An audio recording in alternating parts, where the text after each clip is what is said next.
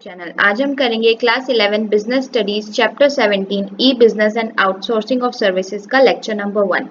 आज के लेक्चर में जो हम टॉपिक कवर करेंगे वो होगा ई बिजनेस और e commerce, meaning, scope, benefits and resources required for E business. तो चलिए बिना देरी के अपने आज के लेक्चर को स्टार्ट करते हैं। मीनिंग ऑफ ई बिजनेस और ई कॉमर्स दोनों ही सेम है। ई बिजनेस का मतलब भी इलेक्ट्रॉनिक बिजनेस है और ई कॉमर्स का मतलब भी electronic commerce. Commerce means trade या exchange of goods and services. E business refers to conducting all the industrial and commercial activities through computer network that is internet. E business क्या होता है? ऐसा business जिसमें हम जितने भी हमारी इंडस्ट्रियल एक्टिविटीज हैं और कमर्शियल एक्टिविटीज हैं, एड्स हैं या एडवर्टीजमेंट है या कुछ भी हमें प्रोड्यूस करना है, उसकी जानकारी जब हमें एक जगह से दूसरी जगह पे या वास्ट नेटवर्क पे देनी होती है, नेट कंप्यूटर के थ्रू, इंटरनेट के थ्रू, उसको हम बोलते हैं ई business. E-commerce is an electronic system of dealing in all commercial activities which can be done through a medium of internet. Same e-commerce भी क्या होता है? ऐसा इलेक्ट्रॉनिक सिस्टम जिसके थ्रू हम सारी कमर्शियल एक्टिविटीज कंप्लीट कर पाते हैं, सिर्फ किसकी अवेलेबिलिटी में? इंटरनेट की अवेलेबिलिटी में। These commercial activities includes receiving, delivery, making payments, etc. कौन सी कमर्शियल एक्टिविटीज की बात कर रहे हैं? रिसीविंग डिलीवरीज की किसी प्रोडक्ट का ऑर्डर रिसीव करना और उसकी पेमेंट को रिसीव करना या पेमेंट को पे करना, ये हमारी इन कमर्शियल एक्टिविटीज के अंडर आता है।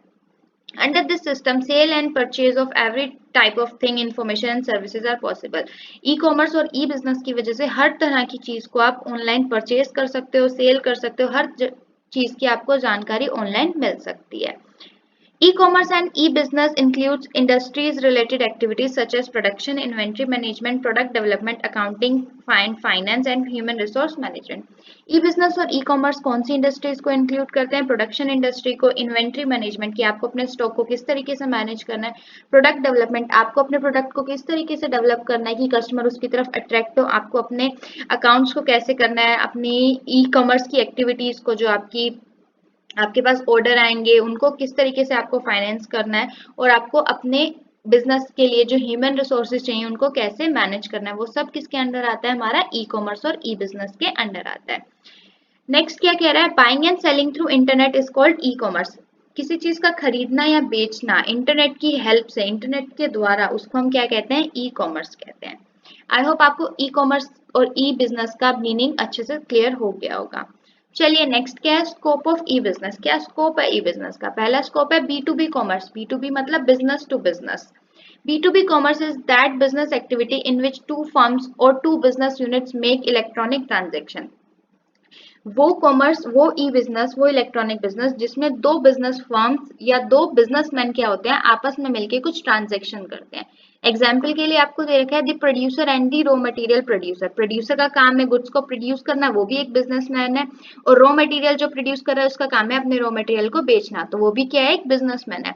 जब ये दोनों आपस में ट्रांजेक्शन करते हैं, आपस में मिलते हैं और क्या करते हैं? इलेक्ट्रॉनिक मोड से मिलते हैं और गुड्स को ऑर्डर प्लेस करता है प्रोड्यूसर की मुझे ये रॉ मटेरियल चाहिए, और रॉ मटेरियल प्रोवाइडर जो होता है वो ऑर्डर को लिखता है और उसको टाइमली प्रोड्यूसर तक पहुंचाता है। तो वो सारी एक्टिविटी जो होती है वो किसके अंडर आती है? B to B commerce, means business to business commerce. Inquiry about goods, placing order, making payment are undertaken on the internet. जितनी भी एक्टिविटीज होती हैं गुड्स के बारे में पता करना, ऑर्डर कब प्लेस करना है, कहाँ पे प्लेस करना है, पेमेंट किस मोड से होगी, सारी किसके थ्रू होती हैं? इंटरनेट के थ्रू होती हैं। नेक्स्ट क्या है? B2C commerce, business to customer. B2C commerce is that business activity in which one party is the firm or producer and the other party is customer. वो इलेक्ट्रॉनिक बिजनेस जिसमें एक party क्या होती है? बिजनेसमैन होता है या फर्म होती है या प्रोड्यूसर होता है, और दूसरी पार्टी क्या होती है? कस्टमर होता है। Customer can get information about the product from the internet and place order and make payment विया इंटरनेट। कस्टमर क्या करता है? उसको जानकारी कहाँ से मिलती है? इंटरनेट से मिलती है, और उसको अगर कोई प्रोडक्ट पसंद आता है तो उसके लिए वो ऑनलाइन पेमेंट भी करके उस प्रोडक्ट को ऑर्डर कर सकता है। आप लोग भी करते होंगे, फ्लिपकार्ट से या मिंत्रा से, अमेजोन से कुछ भी आप परचेज कर रहे हो तो आपको कहाँ से पता चल रहा है? आप जब उस साइट को स्क्रॉल डाउन कर रहे हो या आपको जब आप ब्राउज करते हो तो आपको पता चलता है कि कौन सी चीज पे कहाँ पे क्या सेल है, कौन से प्रोडक्ट की ज्यादा डिमांड है, और आपको जो प्रोडक्ट पसंद आता है आप उसको ऑर्डर प्लेस कर देते हो। तो वहां पे क्या होता है, एक बिजनेस यूनिट होती है और एक आप होते हो। तो बिजनेस यूनिट और जब कस्टमर के बीच में क्रिएट होता है लिंक, जो बिजनेस होता है उसको हम बोलते हैं B2C कॉमर्स या business to business, e business, electronic business. Next क्या है, intra B commerce, within business commerce. ऐसी ट्रेड, ऐसी इलेक्ट्रॉनिक ट्रांजेक्शन्स जो किसकी होती हैं, एक ही बिजनेस की सब यूनिट्स के अंडर होती हैं, उसको हम बोलते हैं intra B commerce. When the parties of same business unit but of different department are involved in, is termed as intra B commerce. एक ही बिजनेस यूनिट की है लेकिन डिपार्टमेंट क्या है, डिफरेंट है, उसको हम क्या बोलते हैं, इंट्रा बी कॉमर्स। एग्जाम्पल के लिए क्या दे रखा है, marketing team and the production team of ABC firm. एक फर्म है एबीसी जिसकी मार्केटिंग टीम और जब प्रोडक्शन टीम आपस में इलेक्ट्रॉनिक वे से कांटेक्ट में आएंगी उसको हम क्या बोलेंगे, इंट्रा बी कॉमर्स। और वो कांटेक्ट में क्यों आएंगी, जो मार्केटिंग टीम है वो क्या करेगी, प्रोडक्शन टीम को मार्केट की नॉलेज देगी कि इस प्रोडक्ट की डिमांड है तो आप ये वाली चीज प्रोड्यूस कीजिए, और प्रोडक्शन टीम क्या करेगी, उनकी बात को अच्छे से सुनेगी, समझेगी, एनालाइज करेगी और उसके अकॉर्डिंग वो क्या करेगी, काम करेगी। तो जब ऐसी information with in the business unit but different department transfer की जाती है उसको हम बोलते हैं इंट्रा बी कॉमर्स। नेक्स्ट क्या है, C2C commerce, customer to customer, when both the parties involved in the trades are consumer of goods is termed as C2C commerce. जब दोनों पार्टीज जो इन्वॉल्व होती हैं एक इलेक्ट्रॉनिक बिजनेस में या ट्रेड में, उस वो दोनों ही क्या होती हैं, किसी पर्टिकुलर प्रोडक्ट की क्या होती है, कंज्यूमर होती हैं, उसको हम क्या बोलते हैं, C2C कॉमर्स। एग्जाम्पल, आप अपनी बुक्स को पढ़ के क्या कर देते हो, दे देते हो, आप या तो बुक सेलर के पास जाके हाफ रेट पे दे देते हो या अपने फ्रेंड को दे देते हो। तो आप भी क्या थे, कंज्यूमर थे उस गुड्स के, अभी क्या हो गया, आपका फ्रेंड कंज्यूमर हो गया उस गुड्स का। या बार्टर सिस्टम, बार्टर सिस्टम में क्या होता है, मुझे राइस चाहिए, आपको क्या चाहिए, फ्लोर चाहिए, आटा चाहिए, आपके पास चावल है, मेरे पास आटा है, तो हम लोग क्या करेंगे, गुड्स को एक्सचेंज कर लेंगे। तो आप भी क्या हो, आप भी कंज्यूमर हो और मैं भी क्या हूँ, एक कंज्यूमर हो। तो वो ट्रांजेक्शन जो दो कंज्यूमर्स के बीच में होती है उसको हम बोलते हैं C2C कॉमर्स। आई होप आपको स्कोप ऑफ ई बिजनेस अच्छे से क्लियर हो गया होगा। तो चलिए आज के नेक्स्ट टॉपिक पर चलते हैं, that is benefits of e business. E business के क्या बेनिफिट्स हैं? सबसे पहला, world wide reach. Those business who get linked with business, e-business get worldwide recognition and its market is extended. जब आप एक इंटरनेट लेवल पे आ जाते हो अपना बिजनेस लेके तो ऑब्वियसली आपकी मार्केट क्या हो जाती है, एक्सपैंड हो जाती है, आपकी जो रीच होती है कस्टमर की वो क्या हो जाती है, इंक्रीज हो जाती है। नेक्स्ट क्या, shortening the supply chain. Supply chain क्या हो जाती है, छोटी हो जाती है, क्यों? क्योंकि डायरेक्ट प्रोड्यूसर से कंज्यूमर का लिंक होता है, बीच में मिडल मैन की कोई जरूरत ही नहीं होती। नेक्स्ट क्या कह रहा है, easy distribution process. Easy distribution क्यों है, जब बीच में कोई सप्लाई चेन ही नहीं है, मिडल मैन ही नहीं है, तो जो जितने भी गुड्स होंगे वो प्रोड्यूसर को डायरेक्टली ऑर्डर प्लेस किया जाएगा और प्रोड्यूसर क्या करेगा, डायरेक्टली कंज्यूमर तक पहुंचा देगा, तो कोई डिस्ट्रीब्यूशन मीडियम की दिक्कत ही नहीं है। फोर्थ पॉइंट क्या है, क्विक सॉल्यूशन टू डाउट्स। अब अगर कोई थर्ड पार्टी ही इन्वॉल्व नहीं होगी, डायरेक्ट प्रोड्यूसर और कंज्यूमर के बीच में बात हो रही होगी, तो जितने भी डाउट्स कंज्यूमर के होंगे या जितने भी डाउट प्रोड्यूसर के होंगे वो क्या होंगे, डायरेक्ट कॉन्टैक्ट के साथ ही खत्म कर दिए जाएंगे, किसी थर्ड पार्टी की इन्वॉल्वमेंट की जरूरत ही नहीं पड़ेगी। नेक्स्ट क्या है benefit, easy to launch new product. जो इलेक्ट्रॉनिक बिजनेस है वो सबसे सुटेबल माना जाता है जब किसी बिजनेस फर्म को कोई न्यू प्रोडक्ट लॉन्च करना हो। आप आजकल एड देख रहे होंगे, सैमसंग ने न्यू फोन लॉन्च किया, that is flip and flop वाला सैमसंग का।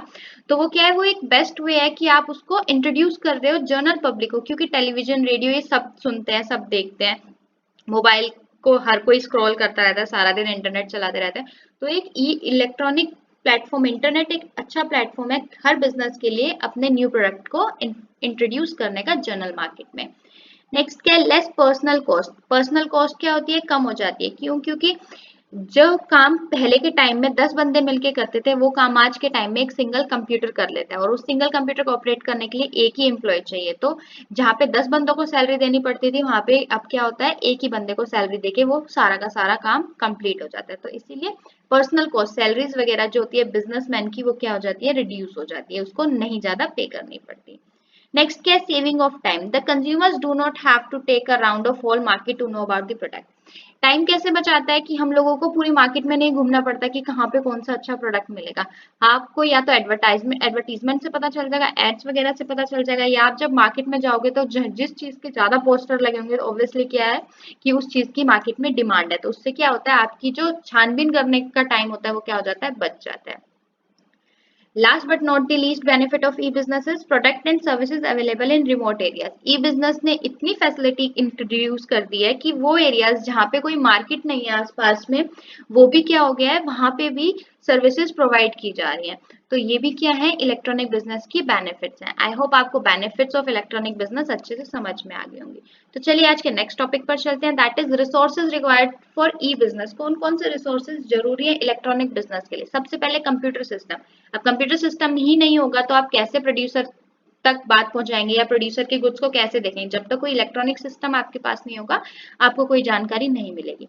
अब इलेक्ट्रॉनिक सिस्टम है तो इलेक्ट्रॉनिक सिस्टम के साथ क्या होना चाहिए, इंटरनेट कनेक्शन भी तो होना चाहिए, तभी तो आप इंटरनेट ब्राउज करके इन्फॉर्मेशन निकाल पाओगे। तो that is internet connection is also required for E business. Last but not the least, what is it, preparing web page. अब आपने कोई इलेक्ट्रॉनिक बिजनेस ओपन किया है, आप उसका वेब पेज ही नहीं बनाओगे, कोई वेबसाइट ही नहीं बनाओगे तो किसी को कैसे पता चलेगा। जब आप एक वेबसाइट क्रिएट करोगे तो वहां पे आप सारी इन्फॉर्मेशन डालोगे कि आप किस चीज में डील करते हो, कस्टमर केयर नंबर क्या है, हेल्पलाइंस क्या है, तो that all comes under preparing of web page. तो इसी के साथ हमारा ई बिजनेस का टॉपिक खत्म होता है। अगर आपको कोई डाउट है तो प्लीज आप मुझे कमेंट सेक्शन में कमेंट करके जरूर बताएं। हम अपनी अगली वीडियो में सेम चैप्टर का आउटसोर्सिंग और सर्विसेज के टॉपिक को कवर करेंगे। Thanks for watching, please like share and subscribe our channel for more videos.